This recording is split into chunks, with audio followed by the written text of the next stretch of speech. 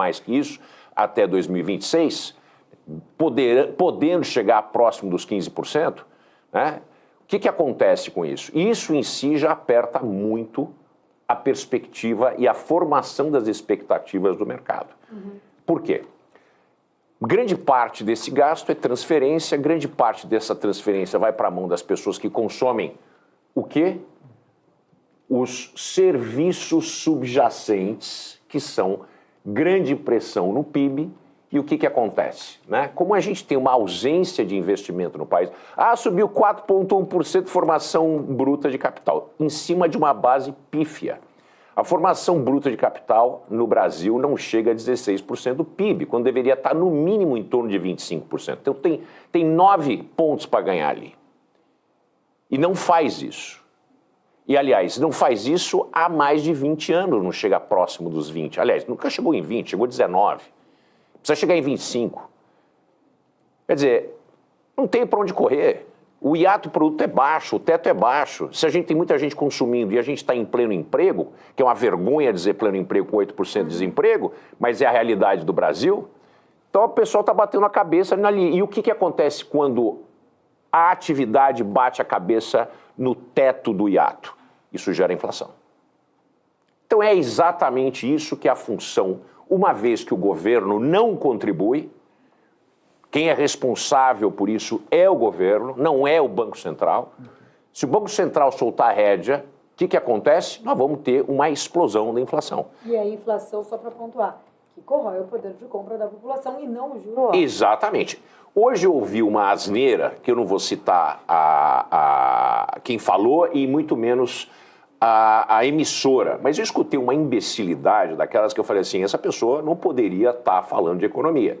Essa pessoa disse que os juros altos corroem o poder de compra das pessoas. Não é o juro alto. O juro alto dá um incentivo para essa pessoa poupar, esperar consumir no futuro, não no presente, o que impacta a atividade econômica. O que corrói o poder de compra e que mata o assalariado, e que é uma das razões principais para essa exacerbada, né, concentração de renda no Brasil, é a taxa de inflação. Que quem tem dinheiro, ganha dinheiro no overnight, que aconteceu nos anos 70, ganha dinheiro no CDI, ganha dinheiro no IPCA mais 6, mais 7, mais 8. Esse cara não é assalariado, esse sujeito vive disso. E ele não é rentista, ele apenas dá para o governo o que o governo pede. É isso que acontece. Agora, o assalariado, aquele que ganha o mesmo número nominal todo mês, esse cara perde dinheiro. E é isso que concentra a renda no Brasil, diminuindo o poder de compra do pobre. Então a gente tem que olhar o copo meio cheio. É bom que o rico fica mais rico, porque ele financia o governo, senão não teria o que vocês têm aqui, o que a gente tem todos os dias.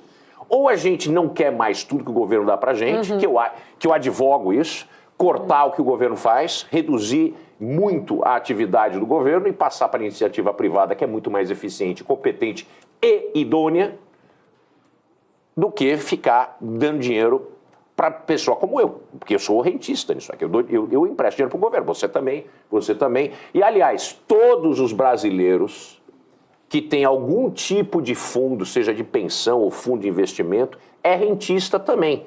Rentista não é aquele cara fumando charuto com o cabelo passado para trás, sabe, com o gel, sentado, né, numa cadeirona, numa poltrona de couro. Não, esse não é o rentista, esse não é. Rentista somos nós, todos nós que temos dinheiro, que investimos em um fundinho, seja lá qual for, um PGBL, pois é, nós somos rentistas também. Pandique, só rapidinho, Felipe, eu sempre falo, né, aqui, inclusive, alguns meses atrás eu estava falando que o Brasil todo dia era um 7-1, né, comentei isso diante de diversas situações que acabavam trazendo a política ali e dando tapa na cara da sociedade. Nos últimos 2 meses a gente tem visto várias derrotas por parte do governo, seja ela no legislativo, com a MP sendo devolvida, a ruptura que a gente viu ali da articulação política, setor produtivo, o setor empresário em si também, depois daquela MP, houve um grande desgaste. Ontem o Copom deu, acho que um grande recado, inclusive para o presidente Lula, né? Eu tô achando que agora, em vez de 7-1, o governo tá só fazendo gol contra, né? Ali, contra ele próprio. E por baixo da perna. E por baixo da... tomando ainda por baixo da perna. Como que você vê, principalmente esses 4 indicados do governo ali dentro, votando, né, ali de fato, inclusive alinhado ao Roberto Campos Neto, no qual ele bateu ali bastante, tentou politizar, falando que o Campos Neto era ali alinhado ao Tarcísio. Galípolo, que era o nome, então, falado como um favorito do governo, perde esse favoritismo. O Gabriel Galípolo agora não deve ser aí o mais cotado na visão do PT para substituir Campos Neto? Paula, eu continuo acreditando que o Galípolo vai ser o próximo presidente do Banco Central, porque as alternativas que foram ventiladas ontem nas apostas, elas são tão torridamente nocivas a qualquer imaginação de uma pessoa dessa no Banco Central, porque, além de tudo, são pessoas que não entendem nada de economia, muito menos de economia monetária. Banqueiro central tem que ser um sujeito independente, tem que ser um economista. Não pode não ser. Você vê o Powell, que eu critico muito. Powell não é economista, ele é advogado. O sujeito entende de finanças, mas não entende de economia. Você precisa ter um economista lá dentro. Financista, ele entende de curto prazo, e é por isso que ele se ferra quando ele opera um banco central. Ele não pode ser alinhado politicamente. Mas o Campos Neto foi jantar com o Tarcísio. O que tem de mais jantar com o Tarcísio? Não vejo nenhum problema. Agora, é legal? Eu acho que o Campos Neto fez um erro, não deveria ter ido nesse jantar da maneira que foi feita, tá certo? Mas não vejo nenhum problema, porque o que fala alto são atos. Uhum. E até agora, a condução da política monetária tem sido 100% técnica. O realinhamento, né, o arregimentar dos 4 indicados pelo governo foi essencial. Agora, por que foi essencial? Porque contra dados não existem argumentos. No momento que a gente mostra efetivamente, de maneira inequívoca, dados que são abertos a todas as pessoas, não tem nada de diferente o meu dado para o seu dado. Na hora que o Banco Central olha esse dado e entende a conjuntura e a estrutura e fala, pô, isso aqui não está bem, é porque não está bem mesmo. Então não é um tapa no governo, não é o interesse do Roberto Campos dar tapa no governo. O Roberto Campos não é político, dar tapa no governo é função política. É ser membro da oposição. Ele não é membro da oposição, ele joga no time do governo, ele quer o país indo bem. O que ele não quer é que o país se afunde num processo de crescimento descontrolado via consumo de famílias, porque não tem nada mais crescendo. Uhum. É isso aí que é serviços e consumo, e um depende do outro, lado da oferta e o lado da demanda. É exatamente isso. A agricultura está crescendo, mas está crescendo muito menos que o ano passado, e é o que é o esteio da economia real. Mas o que realmente tem peso no IPCA, o peso mais profundo, está em consumo. E é isso que está crescendo. E está crescendo porque tem dinheiro de graça para todo mundo. É isso aí, transferência de renda, sem contrapartida de trabalho e esse tipo de coisa. E outra coisa, de fato, com 8% de desemprego e a gente não tendo pessoas para trabalhar, por exemplo, construção civil, tem um déficit gigantesco de pessoas. Quer dizer, tudo isso coloca pressão inflacionária. Se você baixa a taxa de juros, o que você vai fazer? Você vai jogar gasolina no fogo, né? É exatamente isso que o governo quer? É exatamente o processo da Dilma? É exatamente isso que o governo quer? Parece que o Lula, né, ele fez a reencarnação da Dilma, mas assim, e fala exatamente, e age exatamente como a Dilma agia. E isso é assustador para o mercado, porque a gente viu o que aconteceu em 2014. Uhum. E a gente não consegue entender que as pessoas não aprendam com seus erros. O Lula e o PT, não, e eu não sou... Olha, eu votei no Lula, pessoal. Eu errei, mas eu votei no Lula. Porque eu era contrário a uma série de coisas que o Bolsonaro fazia. Então eu não sou bolsonarista, como muita gente acha. Eu não sou... E não sou mesmo, né, por convicções. Eu sou um liberal, eu não sou um conservador.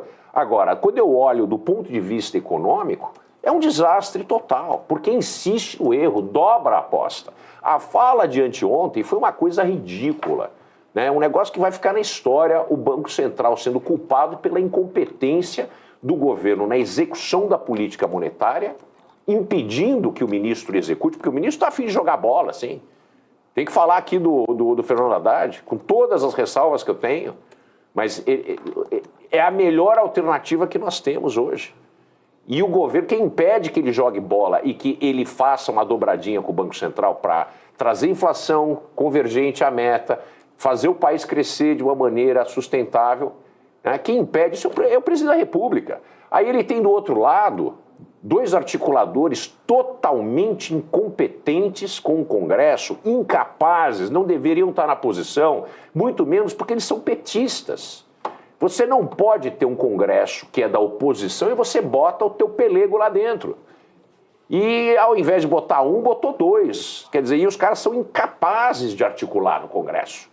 Então isso também impacta de maneira ortogonal, um impacto terrível na condução da política fiscal e da política monetária, porque você tem que ter o jogo entre essas 2 áreas. Se você abre mão de uma, então é a monetária que entra, porque ela é independente, graças a Deus. Imaginem vocês hoje, quem é contra a independência do Banco Central, se o Banco Central não fosse independente. Que lambança nós teríamos. Van Dijk, exceto a exceção das críticas políticas, a gente viu algumas críticas do setor produtivo também, confederações de indústrias, de supermercadistas, enfim, de serviços, enfim, uma série de associações, federações, confederações de setor produtivo criticando o juro alto. E não críticas a uma figura ou a outra figura na questão política. O juro alto atrapalha o setor produtivo, tira, inclusive, aquele ímpeto de investimento que acaba atrapalhando no PIB. Essa crítica específica, ou essas críticas específicas do setor produtivo, elas têm sentido, mas o que precisaria, né? Ou qual a medida, ou qual, enfim, o que precisaria ser feito para que houvesse, né, efetivamente esse corte de juros, para que eles pudessem ser ouvidos, ganhando reverberação nos seus comentários. Felipe, você gosta de me provocar, né? De jeito nenhum, você até dá risada quando você está formulando a pergunta, né? Você fica cutucando para ver o que eu vou fazer. Eu vou responder então, vamos lá. No dia que um gato gordo desse chegar para mim e abrir mão de subvenção, abrir mão dos 17 setores que estão sendo subvencionados por nós que compramos esse bando de coisa de péssima qualidade, no dia que um gato gordo desse for contrário à taxação das blusinhas, num dia que um gato gordo desse abrir mão dos 600 bilhões de reais que vão a fundo perdido para ajudar esse pessoal a ser incompetente, incapaz, produzir um bando de porcaria que não tem nenhuma competitividade no mundo, aí eu converso com eles. No dia que eles fizerem isso, eu converso com eles, aí eu falo, tá certo, vocês têm um ponto. Antes disso, a taxa de juros é 10,5% e fica quieto. É isso que eu mando para eles. Ô Van Dijk, nesse sentido, tantas brigas, renúncias, subvenções e tudo mais, o certo, e aí entre aspas aqui eu gostaria de ouvir sua opinião, deixa todo mundo pagar a integralidade, não dá renúncia para ninguém, não dá subsídio para ninguém, o livre mercado que se vire para resolver as questões? É isso aí, e reforma. E vai reformando. Imaginem vocês, 17 setores da economia, o setor automotivo, inclusive, né? A gente falando, vamos ter mais subvenção, pessoal. É louco isso ou não é? Subvenção para o setor automotivo. Por quê? Quantas pessoas são empregadas na cadeia de valor? Ninguém nunca fez um estudo para saber se isso é efetivo ou não, se tem impacto. Xarope de Coca-Cola, de Guaraná, nós damos isenção fiscal.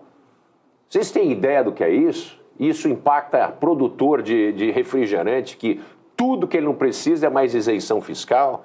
Quer dizer, tem uma série de coisas malucas que acontecem aqui que a gente fala, não é possível que isso é feito, né? E aí a gente pega e vai querer discutir uma questão que tem que ser discutida numa reforma vertical e transversal, que é a reforma tributária, o sujeito quer discutir de maneira ad hoc e na reforma tributária fica pedindo pinico para o governo e a gente vai chegar no IVA de 27%, 28% por causa desses caras que estão reclamando do 10,5%. Faça a sua parte, gato gordo. Chamo ele de gato gordo. Se eu tiver a opção de comprar um negócio brasileiro, um negócio internacional, eu sempre vou comprar um internacional. Não participo de achaque. Muito